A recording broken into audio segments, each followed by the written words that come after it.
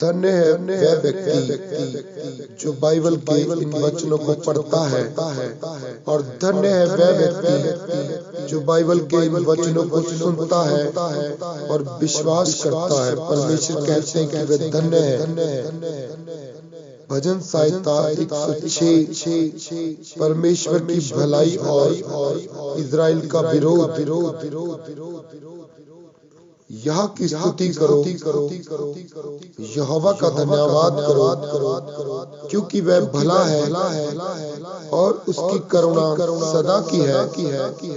यहोवा के पराक्रम के कामों का वर्णन कौन कर सकता है, या उसका पूरा गुणवाद कौन कर सकता है, या उसका पूरा गुणनवाद कौन सुना सकता है। क्या ही धन्य है वह जो न्याय पर चलते और हर समय धर्म के काम करते हैं। हे यहोवा, अपनी प्रजा पर की प्रशंसा के अनुसार मुझे स्मरण कर। मेरे उद्धार के लिए मेरी सुधि ले, कि मैं तेरे चुने हुए का कल्याण देखूं और तेरी प्रजा के आनंद में आनंदित हो जाऊं और तेरे निज भाग के संग बड़ाई करने पाऊं। हमने तो अपने पुरखाओं के समान पाप किया है। हमने कुटिलता की, हमने दुष्टता की। मिस्र में हमारे पुरखाओं ने तेरे आश्चर्य कर्मों पर मन नहीं लगाया, ना तेरी अपार कर्म को स्मरण रखा।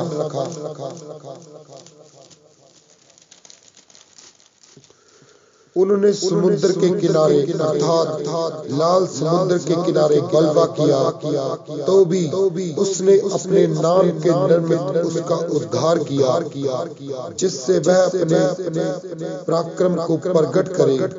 तब उसने लाल समुद्र को घुड़का और वह सूख गया, और वह उन्हें गहरे जल के बीच से मानो जंगल में से निकाल ले गया।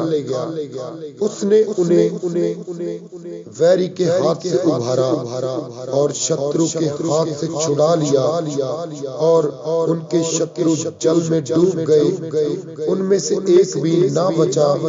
तब उन्होंने उसके वचनों का विश्वास किया और उसकी स्तुति गाने लगे, परंतु वह झट उसके कामों को भूल गए और उसकी युक्ति के लिए ना ठहरे। उन्होंने जंगल में अति लालसा की और निर्जल स्थान में परमेश्वर की परीक्षा की। तब उसने उन्हें मुंह मांगा वर तो दिया, परंतु उनके प्राण को सुखा दिया। उन्होंने शाबनी में मूसा के और यहोवा के पवित्र जन हारून के विषय में ढाकी।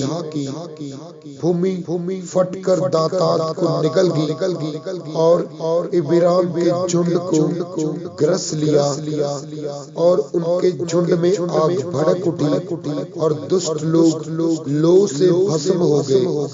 उन्होंने हरोब में बछड़ा बनाया और ढली हुई मूर्ति को दंडवत किया, जो उन्होंने अपनी महिमा अर्थात परमेश्वर को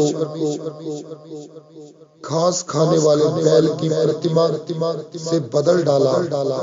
वह अपने उद्धारकर्ता परमेश्वर को भूल गए। उसने मिस्र में बड़े काम किए। उसने तो हाम के देश में आश्चर्य कर्म और लाल समुद्र के तट पर भयंकर काम किए थे। इसलिए उसने कहा कि मैं उनका सत्यानाश कर डालता यदि मेरा चुना हुआ मूसा जोखिम के स्थान में उनके लिए खड़ा ना होता, ताकि मेरी जलजलाहट को ठंडा करे। कहीं ऐसा ना हो कि मैं उन्हें नष्ट कर डालूं। उन्होंने मन भावने देश को निकम्मा जाना और उनके वचन की प्रतीति ना की। वे अपने तंबुओं में कुड़कुड़ाए और यहोवा का कहा न माना। तब उसने उनके विषय में शपथ खाई कि मैं इनका जंगल में नाश करूंगा और इनके वंश को अन्य जातियों के सन्मुख गिरा दूंगा और देश देश में तितर बितर करूंगा।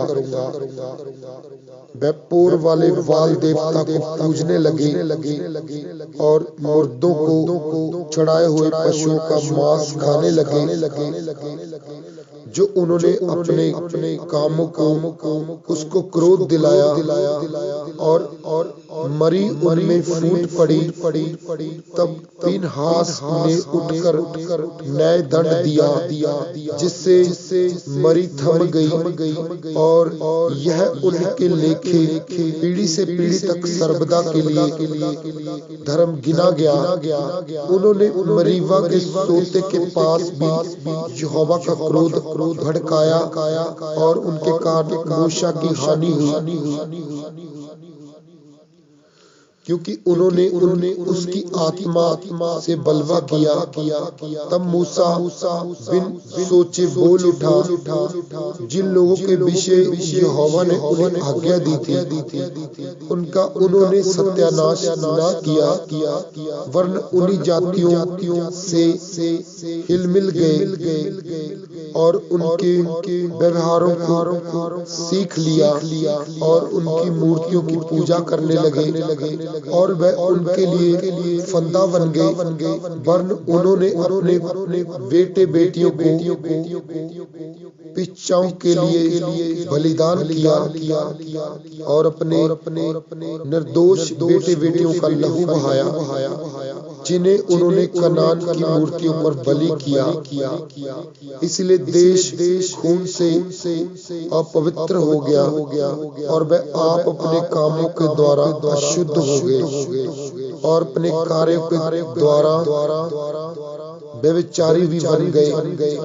तब यहोवा का क्रोध अपनी प्रजा पर भड़का और उनको और उसको अपने निज भाग से घृणा आई। तब उसने उनको अन्य जातियों के बस में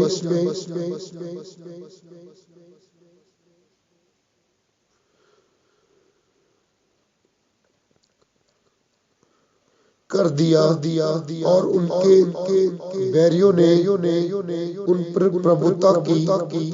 उनके शत्रुओं ने उन पर अंधेर किया और वह उनके हाथ तले दब गए।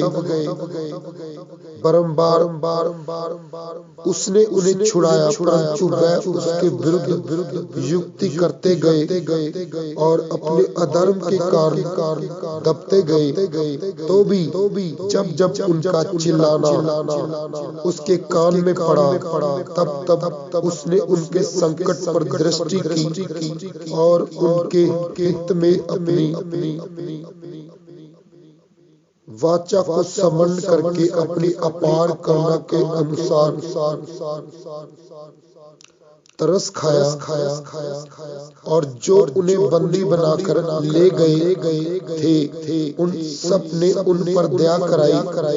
हे हमारे परमेश्वर यहोवा हमारा उद्धार कर और हमें अन्य जातियों में से झटका कर ले आ कि हम तेरे पवित्र नाम का धन्यवाद करें और तेरी स्तुति करते हुए तेरे विषय में बड़ाई करें। इज़राइल का परमेश्वर यहोवा अनादि काल से अनंत काल तक धन्य है और सारी प्रजा कहे आमीन। यहाँ की स्तुति करो आमीन।